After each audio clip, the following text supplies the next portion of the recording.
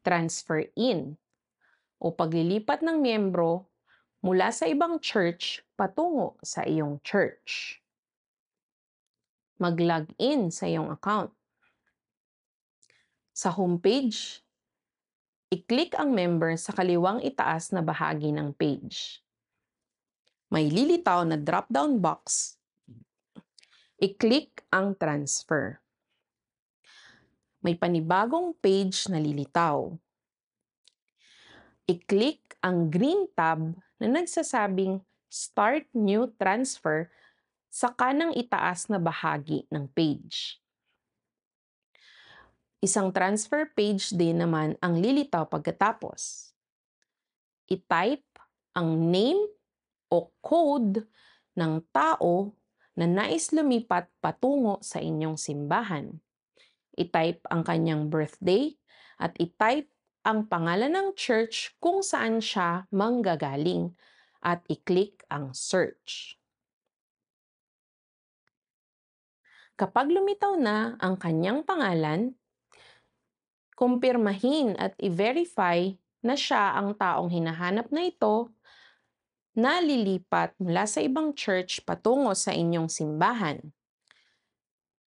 Click Select sa kanang bahagi ng pangalan at i-click ang green tab na nagsasabing Start Transfer na matatagpuan sa ibabang bahagi ng page.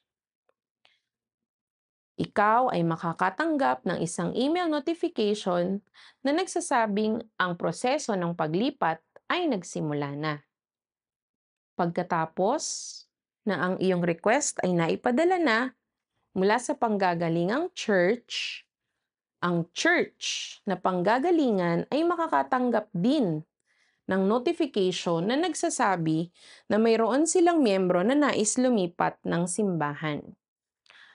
Ang church na panggagalingan naman ay gagawin ang pangkaraniwang transaksyon ng paglipat ng mga miyembro kagaya ng pagbabasa ng pangalan sa church board, sa church body at pag-a-approve nito patungo sa lilipatang church.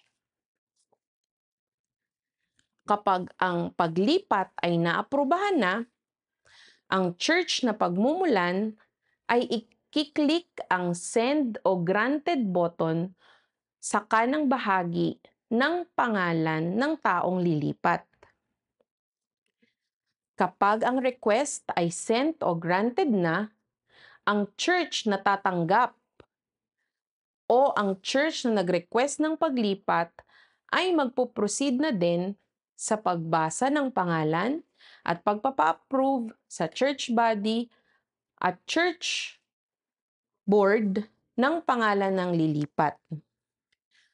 Kapag sila ay naaprubahan ng tanggapin, ang clerk sa church na tatanggap ay pipindutin ang tab na Accept at itatype ang vote date at minute number ng kanilang membership acceptance.